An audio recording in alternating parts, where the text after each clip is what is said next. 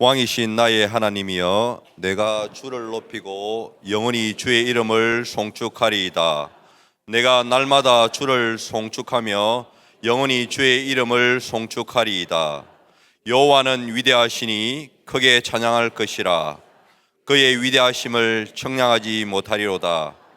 대대로 주께서 행하시는 일을 크게 찬양하며 주의 능한 일을 선포하리로다. 아멘.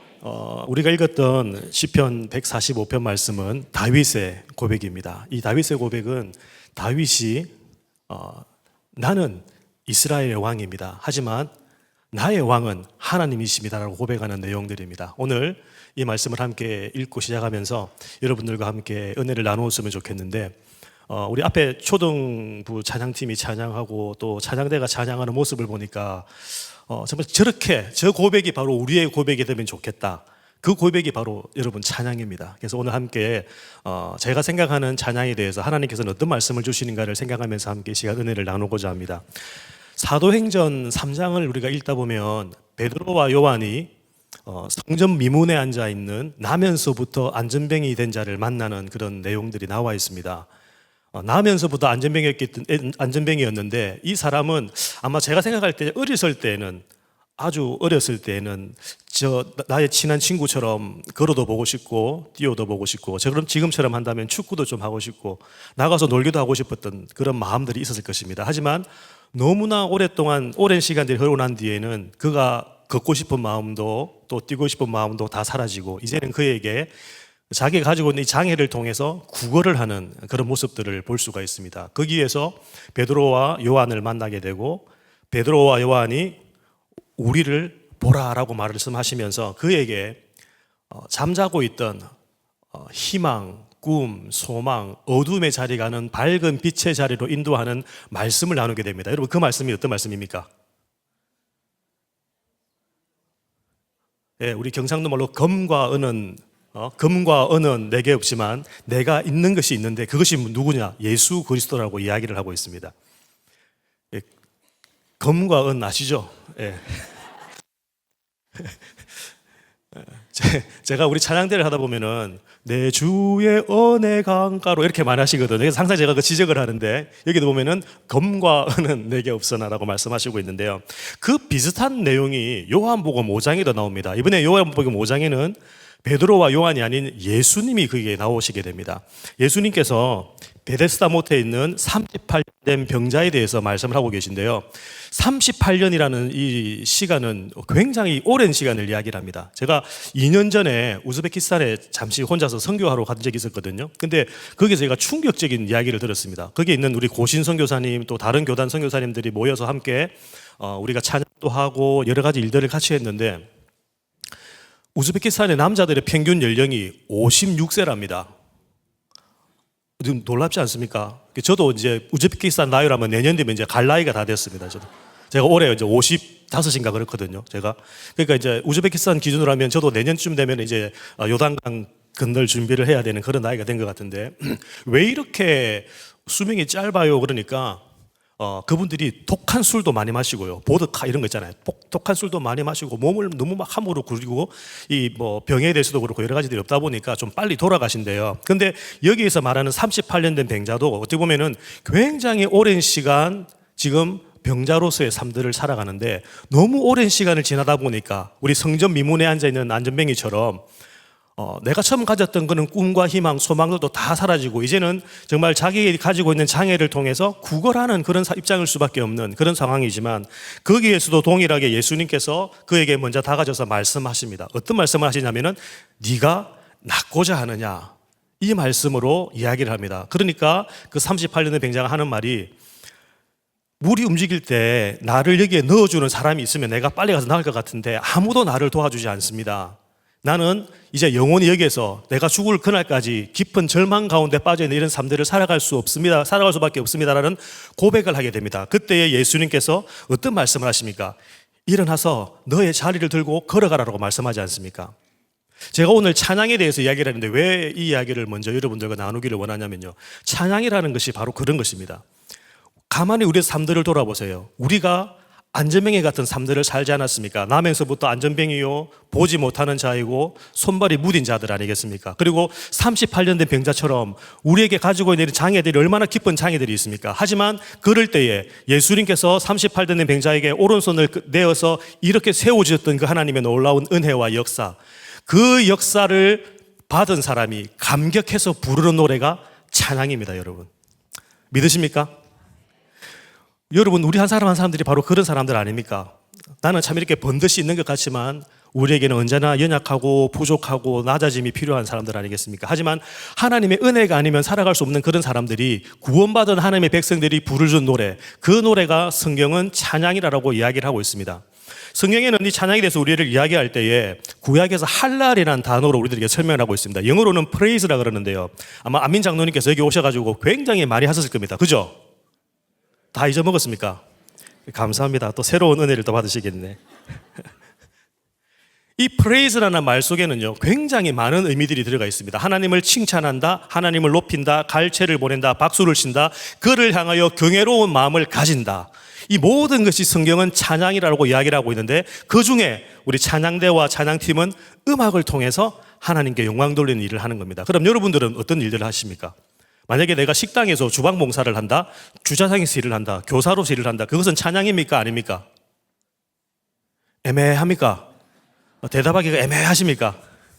여러분, 그것도 찬양입니다. 왜냐하면 이 일을 통해서 하나님께 우리가 영광 돌리기 때문에 그 모든 일은 찬양입니다. 단지 찬양대는 좀 더 음악적으로 실력이 그렇죠? 실력이 있는 분들이 좀 뽑혀서 이렇게 하는 부분들이 찬양되고요. 그죠? 그렇지 않습니까? 아닙니까? 예. 여러분들도 38년 병자와 같이 아직까지 연약한 부분이 많이 있으시죠? 근데 얼마나 감사합니까? 저기 보면은 거의 우리 교회 기준으로 볼 때는 3분의 2는 악보를 못 보시는 분들이 아마 계실 거예요. 그럼에도 불구하고 안 잘리고 그 자리에 앉아있다는 것 자체가 얼마나 하나님의 기적적인 은혜입니까? 그죠? 하나님의 강한 오른팔이 잡고 있는 거잖아요. 그죠? 안 잘리고 하시는 것 자체가 얼마나 감사한 일입니까?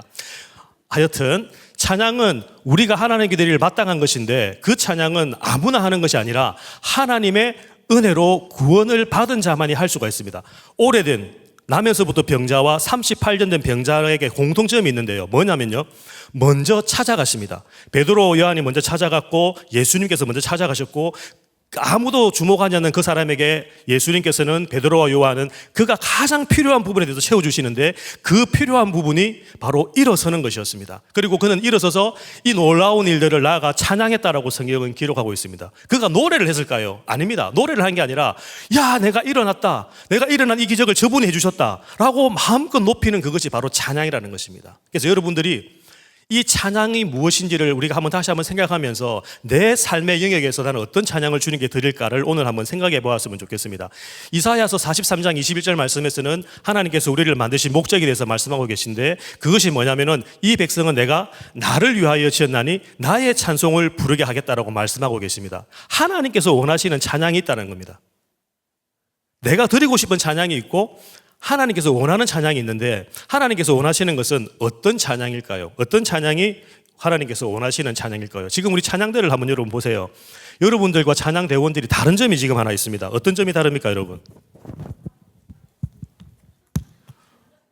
대충 가오 이렇게 하지 마시고 정확하게 어떤 부분이 다릅니까, 여러분?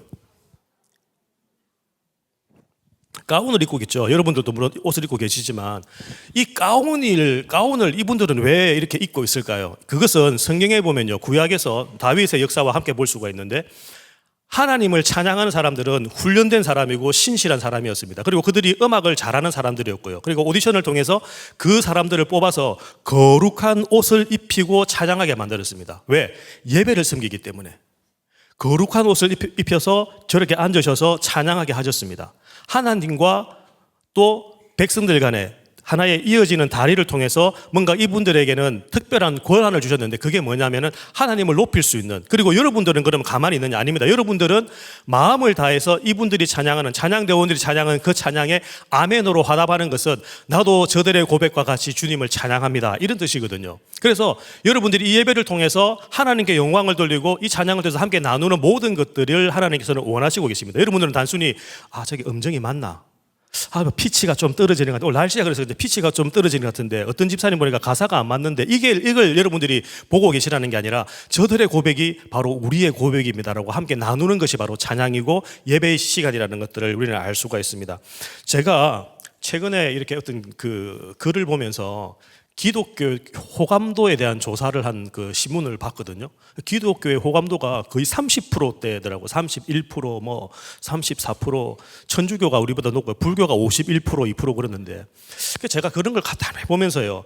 야, 참 큰일이다라는 생각들을 가졌는데 그게 사실은 큰일일 수도 있지만 더 큰일이 하나 있더라고요, 제가. 왜냐하면은 우리가 이 찬양하고 예배하는 이 시간에 대해서 너무 소홀하게 생각한다는 생각들을 참 많이 가졌습니다. 저는 어릴 때 그 재건교회에서 컸거든요.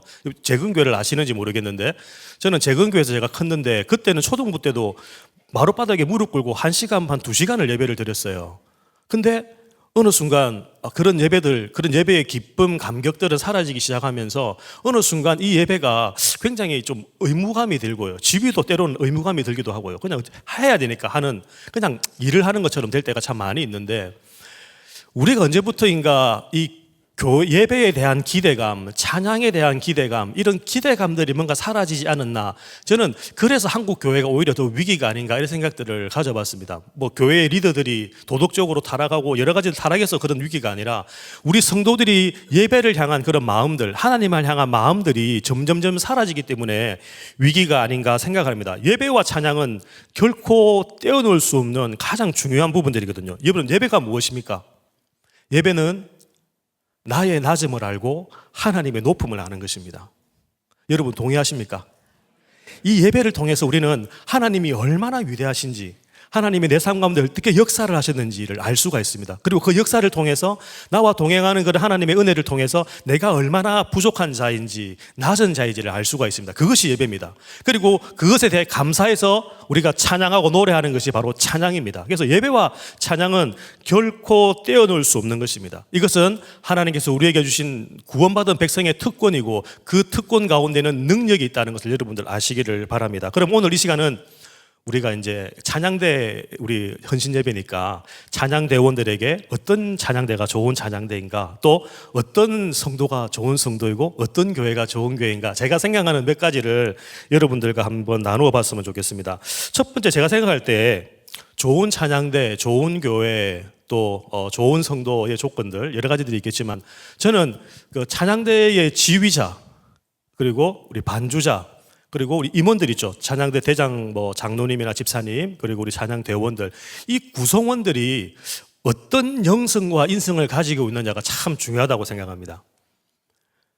우리가 하나님을 찬양하는데 구원받은 백성이 구원의 감격을 노래하는데 그 감격이 없다. 이건 굉장히 문제가 있는 것 같아요, 여러분. 찬양대원 여러분, 우리 주일날 오늘 아침에 찬양하러 오시잖아요. 그럼 어제 저녁부터 뭔가 설레임이 있죠? 없어요? 저는 있어요. 저는 제가 우리 교회를 올해 아까 목사님께서 여쭤보셔가지고 제가 가만 생각해보니까 올해 19년째 제가 우리 교회에서 사역을 하고 있더라고요. 사익동 교회에서. 근데 사실 금요일, 토요일 되면 제 마음속에 이 뭔가 이렇게 두근두근하는 그런 기대감이 있습니다. 우리 찬양대원들이랑 만나서 오늘 우리가 찬양할 것에 대해서 우리가 함께 나누는, 묵상하고 하면서 나누는 그 기대감이 있죠. 오늘 그래서 우리가 찬양을 하는데 너무 기쁠 것 같아, 좋을 것 같아, 이런 기대감이 있습니다. 사실 아까 앉아서 내주의 은혜 강가로 하는데 이제 눈물이 나더라고요. 왜냐하면 그 찬양 제가 너무 좋아하거든요. 그죠?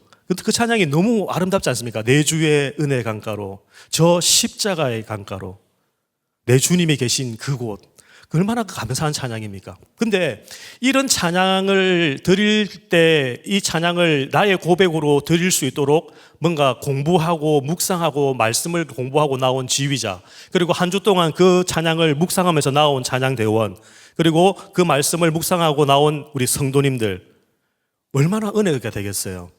그래서 저는 이 영성과 인성에 관해서 우리가 정말 많이 한번 생각해 봐야 된다고 생각합니다. 영성이 있는 사람은요, 저는 인성도 좋다고 생각합니다. 영성을 있는데 인성은 꽝이다. 그건 아닌 것 같아요. 그죠? 그래서 제가 질문을 많이 해봤거든요. 여러분 한번 잘 듣고 대답해 보세요. 오늘 저 강사는 왜 저래 질문을 많이 하노 생각하실 수 있겠지만, 한번 여러분 잘 생각해 보세요. 자, 손 한번 들어볼게요. 나는 하나님 때문에 시험 들어본 것보다 사람 때문에 시험 들어본 게 많다. 한번 손 들어보세요. 야, 이 좋은 교회네. 네 분밖에 안 계시네.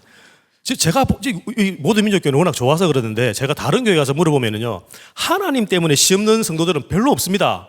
다 성도들 때문에, 옆에 있는 사람들 때문에 힘들어합니다. 남편 때문에 힘들어하고, 자녀 때문에 힘들어하고, 옆에 있는 찬양대원 때문에 힘들어하고, 나는 소리가 작은데 옆에 소리가 큰 소프라노 때문에 내가 힘들어하고, 음정 못 맞추는 찬양대원 때문에 힘들어하고. 제가 보니까요, 하나님 때문에 시험 드는 경우가 별로 없는데 사람들 때문에 시험 드는 경우가 굉장히 많더라고요. 근데 그런 분들의 특징이 뭔지 압니까? 자기가 실컷 이야기하고 나서 항상 한다는 말은 나는 뒤끝이 없습니다. 이렇게 이야기를 하거든요. 나는 상처 다 받았는데 자기는 뒤끝이 없어. 쿨하게 끝나. 나는 상처 다 받았는데. 여러분, 영성이 있다는 건요, 인성과 함께 가는 겁니다. 여러분, 영성과 인성을 따로 떼어놓을 수는 없습니다. 찬양대원 안에서도요, 그리고 우리 성도들 안에서도요, 영성이 뛰어난 사람은 인성도 뛰어납니다. 자기 할 말 다 하고요. 이런 게 아니라. 그래서 제가 생각을 해봤어요. 좋은 인성이라는 게 무엇일까? 영성은 여러분 잘 아시니까 좋은 인성이라는 게 무엇일까 생각해봤는데, 우리가 내 옆에 있는 사람에게 원하는 게 있어요. 이 사람이 나한테 이렇게 해주면 좋겠고, 또 이렇게 해주면 좋겠고, 그것을 내가 그 사람한테 하는 게 인성이라고 저는 생각합니다. 여러분 어떻게 생각하십니까? 내가 옆에 있는 분한테 만약에 남편이 있어요, 그죠? 남편이 있는데 원하는 게 있잖아요. 내 남편은 이렇게 해주면 좋겠고, 누구 집 남편은 이렇게 해준다는데 우리 남편도 이렇게 해주면 좋겠고, 그것을 내가 남편에게 하는 거예요. 그게 저는 인성이라고 생각합니다. 찬양대원들도 마찬가지죠, 그죠? 내가 뭔가 저 대원들이 좀, 단원들이 오면 일찍 오면 악보도 좀 챙겨주고 가운도 좀 챙겨주면 좋겠는데 안 해준다 하는 게 아니라 내가 먼저 와서 5분 일찍 와서 그 사람의 가운을 한번 챙겨봐 주세요. 좀 달라지지 않겠습니까? 저는 인성이라는 게 뭔가 거짓말을 하고 도둑질하고 이런 것들이 아니라 가장 작은 것, 내 옆에 있는 그 사람의 마음을 내가 이해하고 내가 그 사람에게 원하는 것 같이 내가 해주는 것, 저는 그것이 인성이라고 생각합니다. 그 다음에 저는 또 한 가지 여러분들에게 말씀드리고 싶은 것은 배려하는 마음이라고 생각합니다. 뭐라고요? 예, 배려하는 마음. 제가 그 어느 교회 지휘를 하는데 해가 바뀌면 찬양대원들이 새롭게 오잖아요. 새롭게 찬양대원들이 오셔서 앉는데 어느 권사님이 계신데, 찬양대원 이제 오래 하시던 권사님이 계셔요. 근데 이제 새로운 대원들하고 좀 싸움이 일어났어요. 예배 마치고 제가 물어봤어요. 왜 싸우냐 물어보니까 권사님은 이 자리는 내 자리인데 자아가 새로 와가지고 내 자리를 자꾸 비키라 하더라. 너무 그래가지고 나중에 싸웠다 그러더라고요. 그게 싸울 일입니까? 그래도 권사님 정도 되면은 아이고 그래 찬양하러 왔네 하면서 자리를 내어주고 자기 옆에 가야 되는데, 이 내 자리를 절대 사수하는, 그게 만약에 내 자리를 빼앗기면 뭔가 모든 것을 잃는 것 같은 이런 느낌 때문에 그런지 싸웠다 그러더라고요. 제가 굉장히 고민을 많이 했습니다. 진짜 이게 어떻게 이걸 해결하지? 그래서 제가 다 불렀습니다. 불러가지고 쭉 이야기를 했습니다. 그래서 원만하게 해결은 됐지만 그 일들이 해마다 계속 반복이 되더라고요. 반복이 되더라고요. 조금 그냥 비켜주면 아무 문제가 없는 건데 여러분, 그죠? 배려하는 마음이 뭐 특별하겠습니까? 엉덩이 한번 살짝 옮기면 되는데 그게 참 힘들더라고요. 그 마음이. 다윗이 이제 사울을 피해서 광야로 가게 됩니다. 그 광야로 가서 많은 목축업을 하는 사람들의 재산을 지켜주면서 용병 활동을 하잖아요. 그래서 나발의 집에서 이제 오늘 틀 깎는 날이기 때문에 잔치를 벌인다고 합니다. 그래서 다윗이 소년 10명을 보냈습니다.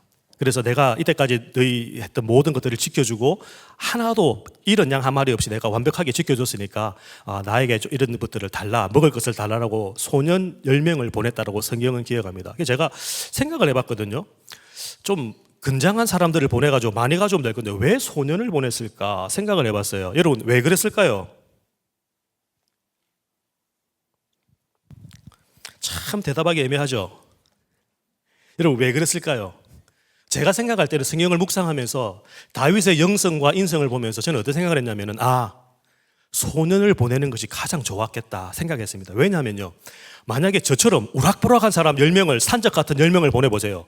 나발이 자기를 죽이러 오는 줄 알지 않겠습니까? 뭔가 전쟁을 하러 오는 줄 알 건데 아주 예쁜 소년, 아주 어린 소년 10명을 보내서 나는 너희들을 해칠 생각이 전혀 없다, 이런 것들을 이야기하기 위해 나는 그것이 다윗이 나발에게 할 수 있는 배려라고 생각합니다.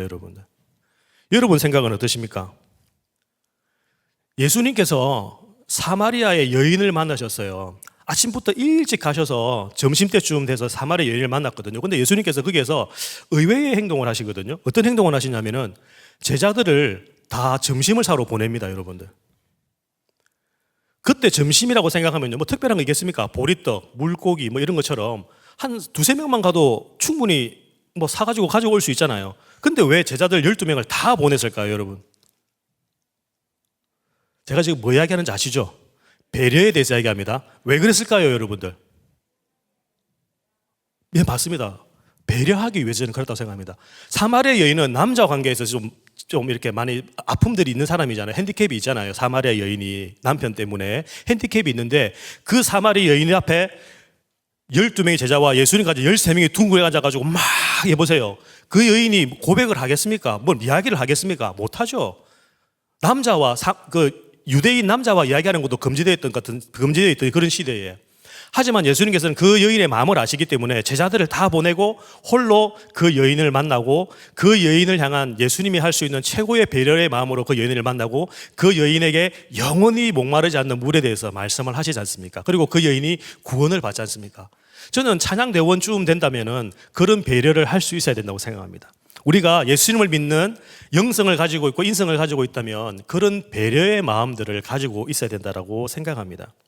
그리고 여러분, 좋은 찬양대는 좋은 습관을 가져야 됩니다. 기도원의 삼행용사를 보면 하나님께서 삼행용사를 뽑을 때에 그냥 뽑지 않으시지 않습니까? 두려운 사람들도 보내고 다 보냅니다. 그리고 제일 마지막에 한 게 뭐냐면 냇가에서 물을 마시게 합니다. 물을 마시게 하는데 그 사람들이 평소에 무릎을 꿇고 손으로 물을 떠서 마시던 사람이 그날 가가지고 입을 대고 그냥 개처럼 물을 마셨을 거겠습니까? 그렇지 않습니다. 습관을 따라서 그때도 분명히 했을 거예요. 하나님께서는 좋은 습관을 가진 사람들을 저는 뽑았다라고 생각합니다. 찬양대원들은요, 그리고 우리 성도님 여러분들은 좋은 신앙적인 습관들을 많이 가지셔야 됩니다. 연습 시간에 늦지 않고, 그 다음에 연습 시간에 집중하고, 목사님의 말씀에 집중하고, 내가 이 찬양대 사역자로서, 내가 하나님 앞에 사역자로서 설 때마다 부족함이 없도록 언제나 좋은 습관을 가지고 묵상하고 나아가야 된다고 생각합니다. 그 다음에 연습 시간에 집중을 해야 됩니다. 여러분, 우리 성도님 여러분, 찬양대 말고요, 우리 성도님 여러분, 제가 또 한 번 질문할게요. 연습 시간에 찬양하는 것을 하나님께서는 안 받으시고 본당에 앉아서 저렇게 하시는 때만 찬양을 받으실까요? 아니면 연습 시간도 하나님 찬양을 받으실까요? 연습 시간도 하나님 받으시는 시간이겠죠. 예, 연습하는 시간도 하나님께서 받으시는 시간입니다. 그때 찬양이 지금 찬양과 다르지 않습니다. 오히려 그 시간을 하나님께서 더 좋아하실 수도 있어요. 왜? 그 과정 속에서 우리가 눈물 흘리고 기도하고 안타까워하고 막 이런 게 있잖아요. 이런 게 있잖아요.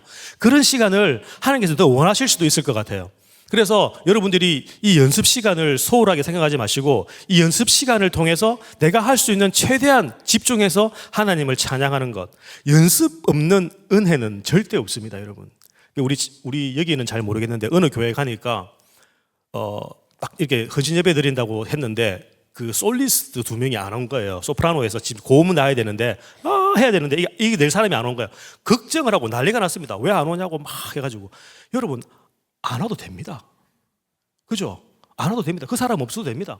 내가 내 마음을 다하여 고음하면 딱 안 나면 어떻습니까? 나차가 하면 되지. 근데 그 사람이 없으니까 모두 다 불안해하고 하는, 하나님께서는 그런 찬양이 아니라 내가 할 수 있는 최선의 것을 드리는 그것이 바로 하나님께서 원하시는 찬양이고, 그런 연습들을 통해서 하나님께서는 영광 받으십니다. 그래서 찬양대원들은 이 연습 시간도 굉장히 중요한 거예요. 연습 시간도. 연습을 소홀하게 생각하지 마십시오. 여기 와서만 하나님께서 받으시는 것이 아니라 우리가 밑에서 연습하는 그 시간도 우리 하나님께서는 받으십니다. 저는 좋은 교회, 좋은 찬양대, 좋은 공동체는 이런 사람이 많다고 생각합니다. 어떤 사람이냐면 성경에는 그가 이렇게 되어 있습니다. 사도행전 9장 25절 말씀에 보면 바울이 이제 사울에서 바울이 되고 난 다음에 복음을 전하는 일에 미친 듯이 복음을 전하기 시작합니다. 그래서 유대교의 지도자들과 많은 사람들이 바울을 죽이려고 하는데 밤늦은 시간 바울의 제자들이 바울을 이 바구니에 담아가지고 성벽에서 내려보내거든요. 근데 그게 보면 우리는 그냥 뭐 그럴 수도 있게 생각하지만 그 사람들은요 목숨을 걸고 그 일을 한 것입니다. 그렇지 않습니까, 여러분? 바울을 놓아주는 일은요, 그 제자들이 목숨을 거는 일이었습니다. 마치 우리가 에스더 가보면, 우리 에스더를 그냥 쉽게 생각하죠. 아니, 그냥 왕 앞에 가서 한번 이야기하면 되지. 하지만 에스더 입장에서 볼 때는, 우리는 편하게 이야기하지만 에스더 입장에서는 그 왕 앞에 나아가는 게 자기의 목숨을 걸고 나가는 거거든요. 우리가 그냥 쉽게 이야기할 수 없는 부분이거든요. 근데 성경에는 보면 위대한 사람 이름들이 남아 있습니다. 야곱, 요셉, 다윗, 얼마나 많은 이름이 있습니까? 아브라함부터 해서. 근데 이 사람들은요, 이름도 없어요. 그냥 그가 이것밖에 없어요. 그래서 저는 좋은 교회는, 좋은 찬양대는, 좋은 공동체, 신앙의 공동체는 그가, 이분들이 많으면 좋겠어요. 내가 낸 데가 아니라 그가, 이름 없이 빛도 없이 감사하며 주님 앞에 나가겠다라는 찬송가처럼, 이름도 빛도 없이 내가 이 사역들을 감당하는데 내 이름은 안 나지만 내가 한 사람의 그가, 우리 사도행전 9장 25절 말처럼 그가가 되어서 여러분 사역하는 그 교회가 저는 아름다운 교회라고 생각합니다. 오늘 설교를 목사님께서 30분만 하라고 하셔가지고 제가 빨리빨리 팍 진행하는데 30분 다 됐습니까? 시간 몇 시에 마십니까? 목사님, 제가 잘 몰라서. 괜찮습니까? 네. 자, 그래서 우리가 이런 지금 말씀드렸던 구원받은 백성들이 하나님을 향하여 드리는 고백, 이 고백이 찬양인데 그 고백을 찬양을 잘 드리기 위한 몇 가지들에 대해서 이야기를 했습니다. 이제 조금 마무리해 볼게요. 그러면 우리가 하나님을 찬양하고 하나님을 예배하고 주님과 가까이 동행하면서 살아가기를 원하지만 참 이 삶이라는 게 녹록지가 않습니다. 정말 그렇게 살고 싶은 마음이 너무 간절한데 그런 삶들을 살아가는 게 지금도 앞으로도 여전히 힘들 것입니다. 하지만 우리가 중요한 것은 하나님 앞에 몸부림치는 겁니다. 내가 그렇게 살기 위해서 노력하는 것입니다. 언제나 우리가 주님 앞에 나아갈 때는 시험과 시련들이 있습니다. 그리고 하나님의 은혜를 원하지만 하나님의 은혜가 내가 원하는 시간에 내가 원하는 방법대로 오지도 않습니다. 내가 전혀 생각하지 못했던 방법대로 올 때도 있지만 내가 원하는 그 시간에 내가 정말 간절히 원했는데도 불구하고 안 올 때도 있습니다. 성경에 보니까 그런 일들이 많더라고요. 엘리사벳은 간절히 하나님께 자녀를 구했습니다. 한나도 자녀를 구했습니다. 시간이 흐르고 난 다음에 자녀를 하나님께서 선물로 주셨습니다. 그런데 마리아는요, 예수님 어머니 마리아는요, 하나님 앞에 내가 자녀를 달라고 구하지도 않았고 오히려 지금 자녀가 생기면 큰일 나는 상황인데 하나님께서는 덜컥 그에게 예수님이라는 선물인지 재앙인지를 모르겠지만 마리아 입장에서는 얼마나 재앙이겠습니까? 그게 은혜라는 게 내가 원하는 방법으로 내가 원하는 시간에 오는 게 아니거든요. 그래서 우리가 이 찬양대를 섬기고 신앙생활을 하면서 언제나 은혜를 갈구하지만 이런 부분들이 우리에게 언제나 힘든 그런 하나의 숙제로 남아 있습니다. 제가 어느 교회를 가든지 마지막에 하는 말씀이 하나 있는데 그 말씀이 사도행전 16장입니다, 여러분. 사도행전 16장은 어떤 말씀이냐면은 바울과 실라가 두아디아 지역에서 복음을 전하게 됩니다. 그리고 거기에서 루디아라는 여인을 만나게 돼서 그 집안을 구원하게 되고 큰 길을 가고 있는데 귀신 들린 여자를 만나게 됩니다. 근데 이 귀신 들린 여자가 상당히 용한 것 같습니다, 여러분. 왜냐하면 바울과 실라를 보면서 하나님이 사람이다, 복음을 전한다 이런 일을 한 번만 한 게 아니라 나갈 때마다 계속 만날 때마다 이야기하니까 이 바울이 그에게 귀신이 떠나갈 예수 그리스도의 이름으로 귀신아 떠나라고 이야기하고 난 다음에 이 여자가 회복이 돼버려요. 근데 이 여자는 어떤 일을 하느냐면은 귀신이 들어도 점을 치는데 너무 귀신 들린 여자가 점을 잘 치는데 주인이 여러 명이 있어가지고 이 사람이 점값 맞습니까? 복비 아닌데 뭐죠? 점값 맞습니까? 제가 안 해봐가지고 혹시 해보신 분 계세요? 네, 없어요?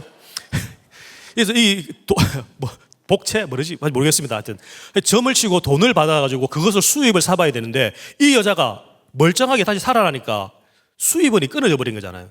로마에다가 고소를 해서 이 바울과 실라는 죽도록 맞고 옥중에 갇히게 됩니다.